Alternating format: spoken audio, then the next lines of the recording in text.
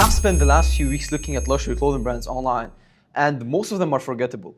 It's not really because the clothings are bad or because they're boring, but it's mostly because all the luxury clothing brands are following exactly the same luxury style content blueprint. Hi, I'm Lev, I'm 18 years old, and I've been working with luxury clothing brands for some time now, and I'm covering all the mistakes and all the issues that they're most commonly face every single day on a day-to-day basis. So the only question that I had when looking at luxury clothing brands was, if your brand is looking the same like everyone else, why would people buy from you, not from your competitor? And so that's the reason why I created this smart report that I'm about to share with you. So I want you to stay till the end of the video, watch through all the video, and comment down below any tips or any situations that you faced with your luxury clothing brands and stuff that you learned or stuff that you're maybe dealing with at this point and how you are going to go about solving them. Okay, so then let's look at the luxury content loop. So why luxury clothing brands end up looking completely identical to one another online on social media nowadays. So the trigger. Brand finds something that works, right? So if one huge creator or in our specific case, brand, luxury clothing brand is posting a certain type of content that works for them. They, for example, posted a certain type of reel. Let's say the brand is making a photo shoot somewhere in the garden and then taking videos of their pieces or creating some viral trends. And so as soon as their reels go viral, such smaller brands, they copy exactly the same thing. They copy exactly the same type of content. And funny enough, those are the type of brands that tell me, well, why exactly should I be working with a marketeer who can help me manage my content if I can just copy what already works? Well, the thing is, if you copy what already works, you're not going to differentiate from anyone else. You're just going to be exactly the same, just like the crowd. So if there is a brand that's posting content and has higher quality pieces, higher budget on photo shoots or on ads, they're just really going to be winning, because the content is really eliminated for everyone nowadays. Because everyone's posting the same content, people are just lost track of which brand is responsible for what. They're all entering this one huge clothing brand, as I like to say. And so if your brand has slightly smaller budget, slightly smaller amount of people, or slightly smaller team to create a certain content, you're just really going to be losing to brands that have higher budget, has been in the game longer than you, higher amount of profit, bigger team. All of those factors are going to really come in play when it comes to growth. So instead of trying to compete financially or trying to compete with the work ethic, just a lot of brands, they like to say that, well, if I post more, I'm going to differentiate more. No, you won't. If you post the right thing the right amount of times, you're going to win. If you post 10 viral videos a day for your brand, it's still going to be the same thing. So don't focus on posting more, focus on building the right content with the right people. So let's see this brand for an example. We have a successful brand over here, and we have slightly less successful brand over here. Don't look at me and tell me they don't look the same. They look identical. Same type of images over here. Same type of close shot. Same head positioning in this image. Same looking at the side type of pictures. Looking at the side. Showing off all the pieces, showing off the people over here. And showing off the pieces, the cursor, and showing off the pieces. Highlights. Just look at this and tell me I'm wrong. Just look at them, they look exactly the same. Only thing that's different is proof of credibility. The fact that they are based in Germany. But that's really all to it.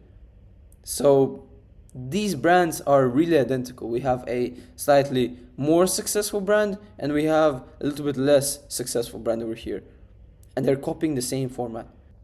People copy the same style, making it look like one big brand. Different logos, but this similar or almost in most cases identical identity. Really zoom into that, because identity is the thing that makes people buy. If you build a certain identity, In marketing, that's called ICP. If you create a content that's targeting your ICP, ideal client, and with your clothing brand, and you're aiming at building this one identity as a brand, so let's say this brand of yours, imagine it as a person. Imagine it as, oh, what if my brand was a person, or if I had an ideal client, what would he be wearing? What would he be looking? What sports would he be playing? And so when you create this person, people who are just window shoppers, they're gonna go into your Instagram, see that, okay, I like this sport because I'm playing the same sport. I like this dress, this is something that I'm going to wear. Then they most likely will buy because they see themselves in your content. They like it more and they purchase it more. And so not only it attracts sales, it also acts as a filter and attracts the right people to your page. And the people who don't have the same lifestyle, don't have the same values, they don't typically wear the same things, they will never buy your brand. No matter if it's a 60% discount, 80% discount, or a viral content, they will never buy your brand. So stop trying to sell to everyone. Sell to a specific identity that your brand has created. And so now I bet you're thinking, okay, Lev has told me that I'm posting the wrong content. I should be posting more identity content. What should I do now? And I want to change. So now, before you rush into anywhere, ask yourself these questions. If your brand looks like everyone else, why should anyone really remember it tomorrow? If the customer can't remember your brand's name and logo tomorrow, you lost. Really, you lost. And I don't mean everyone should remember, but if from your 100% of traffic, about 60% of people remember your brand and always go and interact with what you're posting, then clearly you're doing something right.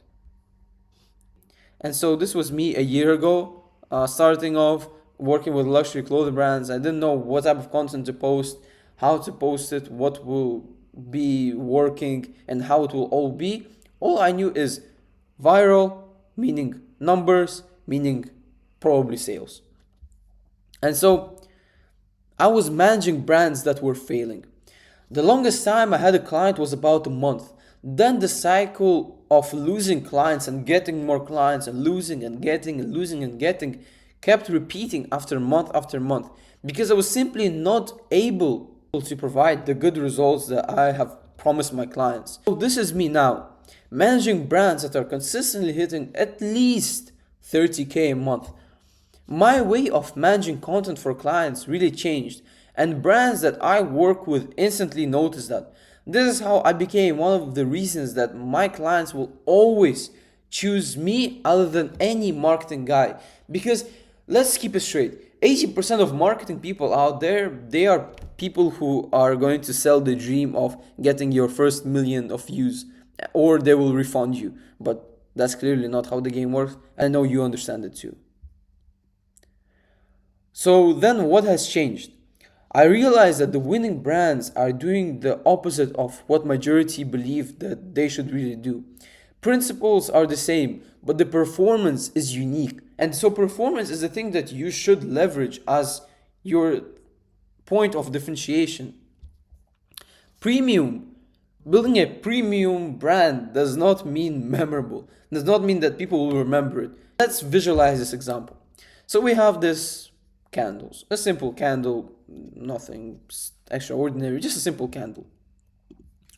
The big question is, would you remember tomorrow the brand on the right or the one on the left?